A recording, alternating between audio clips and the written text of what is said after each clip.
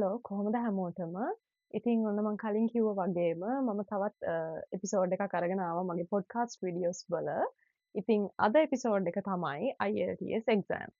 ඉතින් IELTS exam එකට ready වෙන අයට ටිප්ස් ටිකක් දෙන්නයි මම ගෙදර ඉඳන් IELTS එක්සෑම් එකට ප්‍රැක්ටිස් වුණ විදිහ ගැනයි එතකොට වෙබ්සයිට්ස් මම පාවිච්චි කරේ මොනවද කියලයි කියන්න තමයි අද මම මේ වීඩියෝ එක කරන්නේ.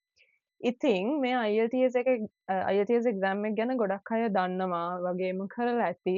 ඉතින් මේ එක්සෑම් එක කැටගරිස් දෙකකට වෙන් වෙනවා මුලින්ම. ඒ තමයි ජෙනරල් එක්සෑම් එක වගේම ඇකඩමික් එක්සෑම් එක.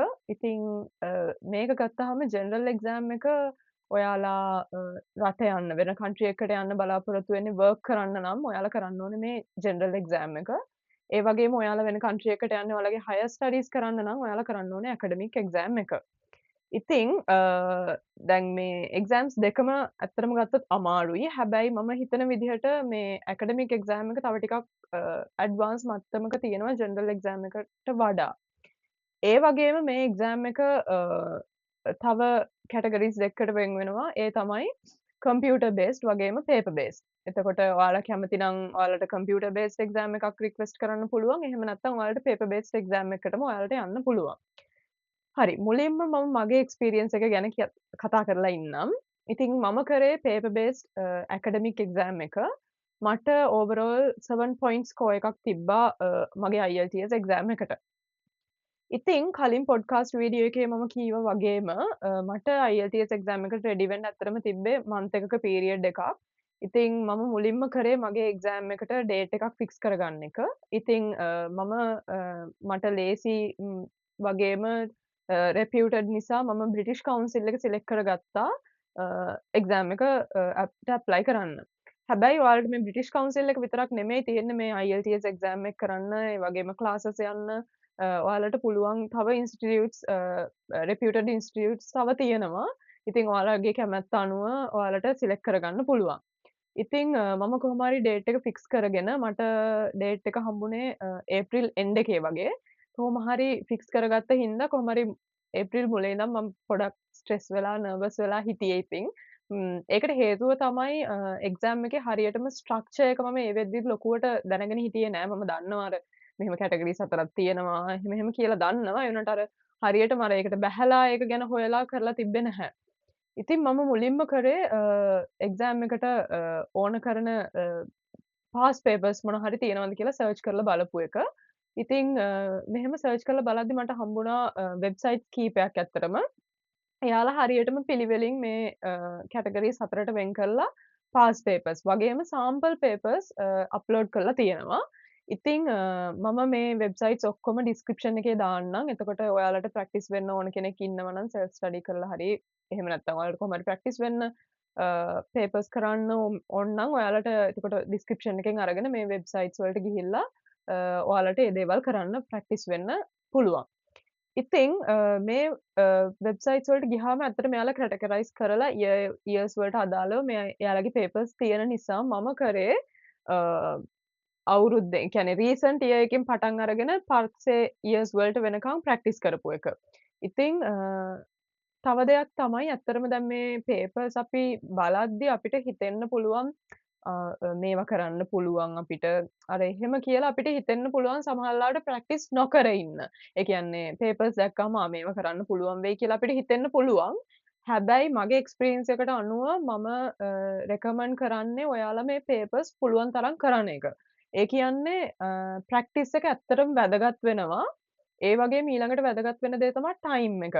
අපිට පුළුවන් නම් මේ පේපර්ස් කරන්න ටයිම් එකත් මැනේජ් ඒ කියන්නේ හරියටම ටයිම් එකට අපිට මේ පේපර්ස් කරන්න පුළුවන් නම් මං හිතනවා ඒක ගොඩක් වැදගත්. මොකද එතකොට අපිට අර එක්සෑම් එකට ගිහිල්ලා ටයිම් මැනේජ් කරගන්න එක එච්චර අමාරු වෙන්නේ නැහැ. මොකද නැත්තම් අර එකපාරට එතෙන්ට ගිහින් අපි ඒක කරන්න හිටියොත් එහෙම අපිට එහෙම ටයිම් මැනේජ් කරගෙන ඇත්තටම කරගන්න බැරි වෙනවා. එතකොට අපි කොච්චරක් වෙලා යනවද අපිට මේකක් කරන්න කොච්චරක් වෙලා යනවද කියන එක අපි කලින් ප්‍රැක්ටිස් වෙලා යන්න පුළුවන් නම් මං හිතන්නේ ඒක ගොඩක් වැදගත් වෙනවා. ඉතින් දැන් මුලින්ම ගත්තොත් එහෙම මේ කැටගරීස් වලින් ලිස්නින් එතකොට රයිටිං දෙකටම වඩා ටිකක් අමාරු වගේම බෝරිං අපිට ප්‍රැක්ටිස් වෙන්න උනත් බෝරිං හිතන සෙක්ෂන් එක තමයි රීඩින් සෙක්ෂන් එක. ඉතින් දැන් මටත් ඒක තිබ්බා. ඒ වුණාට මේකෙත් අපි අනිවාර්යයෙන්ම මේ පැරග්‍රාෆ්ස් ප්‍රැක්ටිස් වෙන්නම ඕනේ. කියවලා බලන්නම ඕනේ. කොහොමද කරන්නේ කියන එක අපි කලින් කරලම තමයි එතෙන්ට ගිහින් අපි කරන්න ඕනේ. එහෙම නැත්නම් අපිට අර එකපාරට එතෙන්ට ගිහින් මේ විදිහට කරනවා කියලා හිතාගෙන ගියාට අපිට එහෙම කරගන්න බැරි වෙනවා. ඉතින් රීඩින් සෙක්ෂන් එක තමයි ගොඩක්ම කට්ටිය අමාරුයි කියලා කියන්නේ මේ එක්සෑම් එකේ. ඒ නිසා මම හිතුවා ඔයාලට පොඩි ටිප්ස් ටිකක් දෙන්න. මම ඇත්තටම ෆලෝ කරපු දේවල්. එක තමයි මම මුලින්ම කරේ දැන් මම පේපර් බේස්ඩ් එක්සෑම් එක කරේ.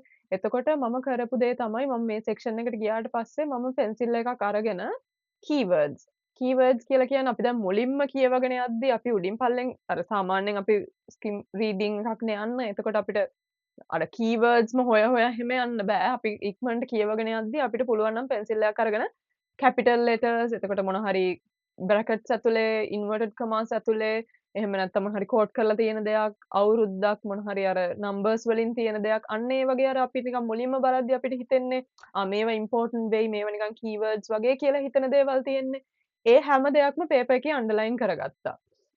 එහෙම අන්ඩර්ලයින් කරගෙන මම ක්වෙස්චන්ස් වලට ගියා. ඊට පස්සේ ක්වෙස්චන්ස් වලට ගියාම තියෙන තව වැදගත් දෙයක් තමයි මේ ක්වෙස්චන්ස් දෙන්නේ ඔයාලට පිළිවෙලට. ඒ කියන්නේ දැන් අපි හිතන්න ක්වෙස්චන්ස් 5ක් තියෙනවා නම් දැන් පළවෙනි ප්‍රශ්නේ ඔයාලට අන්තිම පැරග්‍රාෆ් එකකින් නෙමෙයි හම්බ වෙන්නේ. ඒ පළවෙනි ප්‍රශ්නෙට අදාළ එක හම්බ වෙන්නේ එක්ක පළවෙනි පැරග්‍රාෆ් එකකින් දෙවෙනි පැරග්‍රාෆ් එකකින් එතනින් එහාට නෙමෙයි. ඒක මම හිතනවා අපිට පොඩි ඇඩ්වාන්ටේජ් එකක් වෙනවා කියලා. මොකද අපිට බය නැතුව එතකොට පළවෙනි ප්‍රශ්නේ ටක් ගාලා අපිට අර උඩ පැරග්‍රාෆ්ස් ටික බලලා අපි දැන් අන්ඩර්ලයින් කරගෙනත් නේ ඉන්නේ. එතකොට ඒ වගේ කීවර්ඩ්ස් මොන හරි තියෙනවා නම් අපිට ටක් ගාලා හොයාගෙන ඒ සෙක්ෂන් එක ඕනනම් ආයෙ පාරක් කියවලා හරියට ආන්සර් එක හොයාගන්න පුළුවන් වෙනවා. මේක ඇත්තටම මම ප්‍රැක්ටිස් කරා වගේ මම එක්සෑම් එකටත් මේ විදිහට ගිහින් කරපු නිසා මම දන්නවා ඒක ඇත්තටම මාර ඉෆෙක්ටිව් වුණා. ඒ වගේම ටයිම් මැනේජ් කරගන්න ඇත්තටම මේක ගොඩක් වැදගත් වුණා. මොකද ලොකු කාලයක් යන්නේ නැහැනේ ටක් ගාලා ඔයාලට පෙන්සිල් එකක් අරගෙන මේ කීවර්ඩ්ස් ටික අන්ඩර්ලයින් කරගන්න පුළුවන් නම් ඊට පස්සේ ක්වෙස්චන්ස් වලට ගිහිල්ලා ඔයාලට ටක් ගාලා ක්වෙස්චන්ස් වලට අදාළ දේවල් වලට ටක් ගාලා ගිහිල්ලා ඒ ක්වෙස්චන්ස් වලත් මොන හරි තියෙනවා නම් අපිට කීවර්ඩ්ස් වගේ දේවල් අන්ඩර්ලයින් කරනකොට අපිට ටක් ගාලා කීවර්ඩ්ස් වලින්ම හොයාගන්න පුළුවන් වෙනවා.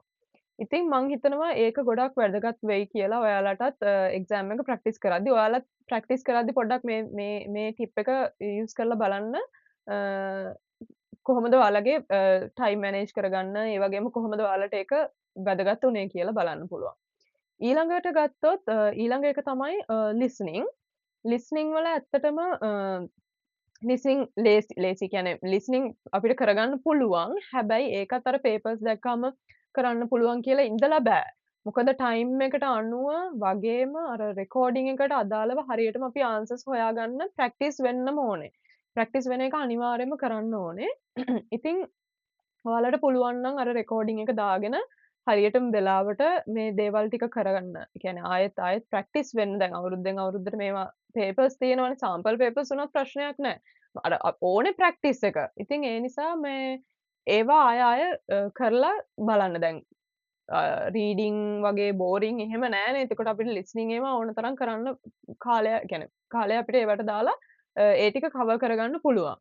ඊළඟට ගත්තහම රයිටිං එකේදී ඇත්තටම අපිට හම්බ වෙන්නේ දෙකක් ක්වෙස්චන්ස් දෙකක් අපිට ලියන්න එන්නේ. ඒකෙත් අපි කරන්න ඕන දේ තමයි ප්‍රැක්ටිස් වෙන එක. මොකද එතකොට තමයි අපිට අර කීවර්ඩ්ස් මේ වගේ පැටර්න්ස් ඒවා අපිට දැනගන්න පුළුවන් වෙන්නේ. අනික අපිට මොන හරි වැදගත් වෙන ඩීටේල්ස් අපිට ඔලුවට එකපාරට එන්නේ නැහැනේ. අපි මේවා ප්‍රැක්ටිස් වෙලා තියෙන්නම ඕනේ. ඉතින් ඒ ප්‍රැක්ටිස් එක තිබ්බොත් තමයි අපිට පුළුවන් වෙන්නේ එක්සෑම් එකට ගිහිල්ලත් අර කිසි බයක් නැතුව ඉක්මනට අපිට ක්වෙස්චන් එක දැක්කහම ටක් ගාලා ලියාගෙන යන්න. මොකද මේ වගේත් මේ ආන්සර්ස් වලත් අර තියෙනවා පොඩි කීවර්ඩ්ස් එහෙම නැත්නම් ඒ කියන්නේ අපි අනිවාර්යයෙන්ම යූස් කරන්න ඕන ෆ්‍රේසස් වගේ දේවල් තියෙනවා. එතකොට ඒවා අර ප්‍රැක්ටිස් එකෙන්ම තමයි අපි දැනගන්න ඕනේ මොනවද මේවට අපි දාන්නේ කියලා. එතකොට ඊළඟට ගත්තාම ඊළඟ කැටගරි එක තමයි ස්පීකින් එක ගත්තාම ඒකත් අපි දැක්කාම මේවට නම් අපිට ඉතින් කියන්න පුළුවන් වගේ එකක් හිතෙනවා. හැබැයි ඉතින් අපි ඒවත් ප්‍රැක්ටිස් වෙන්න ඕනේ. ස්පීකින් තනියම හරි ඔයාලට ක්වෙස්චන් එක බලලා මේකනේ ක්වෙස්චන් එක කියලා ඔයාලම තනියම ඔයාලට පුළුවන් නම් ප්‍රැක්ටිස් වෙන්න ගෙදරදී තනියම මං හිතනවා ඒක වැදගත් වෙයි කියලා. ඊළඟ දේ තමයි ඒකෙත් ක්වෙස්චන්ස් අහද්දි දැන් එයාලා අහනවා නම් අපේ මොකක් හරි ක්වෙස්චන් එකක් අපි නිකන් yes no කියලා උත්තර දීලා හරියන්නේ නැහැ. එයාලා අපෙන් ප්‍රශ්නයක් අහනවා නම් අපි yes නම් yes කියලා අපි ඒකට තව ඇඩ් කරන්න ඕනේ දේවල්. ඒ කියන්නේ එයාලා බලාපොරොත්තු වෙන්නේ අපෙන් අර ඩීටේල්ඩ් ආන්සර් එකක් සාමාන්‍යයෙන් ලොකුවට නෙමෙයි. ඒ වුණාට සාමාන්‍යයෙන් එයාලා බලාපොරොත්තු වෙනවා අපෙන් අපි ස්පීකින් එයාලා බලන්නේ. එතකොට අපි yes no කියලා එහෙම ආන්සර් එකක් දුන්නට අපේ ස්පීකින් එකක් එයාලට බලන්න බෑනේ. ඒ නිසා අපිට පුළුවන් නම් අර පොඩ්ඩක් ඒක ඉලැබරේට් කරලා පොඩක් වැඩි කරලා අර ඒක කියන්න ඕනේ. මොන හරි දෙයක් අහපුවාම ඒකට අදාළව ස්ටෝරි එකක් හදාගෙන ටක් ගාලා අපිට පුළුවන් වෙන්න ඕනේ එයාලට ඒක එක්ස්ප්ලেইন කරන්න. ඉතින් මේ ඔයාලට නිකන් කරන්න බෑ. ඒකයි මම කියන්නේ අර ප්‍රැක්ටිස් එක අනිවාර්යයෙන්ම වැදගත් වෙනවා. කොහොමත් ගොඩක් වෙලාවට එක්සෑම් එක වැටෙන්නේ දවස් 2කට වුණොත් එහෙම ඔයාලට මුල් දවස් ටිකේ අරකටම ප්‍රැක්ටිස් වෙන්න පුළුවන්. ඒ කියන්නේ අර තුනට රීඩින්, රයිටින්, ලිසනින් වලට ප්‍රැක්ටිස් වෙලා ඊට පස්සේ අපිට ස්පීකින් එක ඊළඟ දවසේ නම් තියෙන්නේ. ඒ දවසත් ඇති ඔයාලට හරියට ප්‍රැක්ටිස් වෙලා කරනවා නම්. ඉතින් ඔය විදිහට තමයි මම මගේ එක්සෑම් එකට රෙඩි වෙලා එක්සෑම් එක කරේ. ඉතින් මම හිතනවා ඔයාලට මගේ අයිඩියාස් එහෙම නැත්නම් මගේ මේ ටිප්ස් ඔයාලට වැදගත් වෙයි කියලා. මම ඒකයි මේක ගැන පොඩ්කාස්ට් එකක් කරන්න ඩිසයිඩ් කරේ.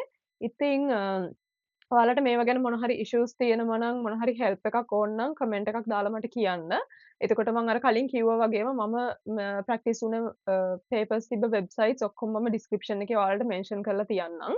එතකොට ඕන කෙනෙක්ට ඒවා බලලා ඔයාලටම සෙල්ෆ් ස්ටඩි කරලා ප්‍රැක්ටිස් කරන්න පුළුවන්. ඉතින් ඒ වගේමයි තව ඔයාලට වෙන මොන හරි දේවල් ගැන දැනගන්න ඕන නම් මොන හරි පොඩ්කාස්ට් වීඩියෝ එකකට මට අයිඩියා එකක් ඔයාලා මොන හරි අයිඩියා එකක් දෙනවා නම් ඒකත් කමෙන්ට් එකකින් කියන්න. එතකොට මම ඒ වෙනුවෙන් එපිසෝඩ් එකක් ඔයාලට අරගෙන එන්නම්. ඉතින් එහෙනම් thank you අද මගේ වීඩියෝ එක බැලුවට. ඒ වගේමයි මගේ channel එක subscribe කරලා තියාගන්න. මම මේ වගේ තව වැදගත් වෙන වීඩියෝස් ඔයාලට ඉස්සරහට අරගෙන එන්න බලාපොරොත්තු වෙමින් ඉන්නවා.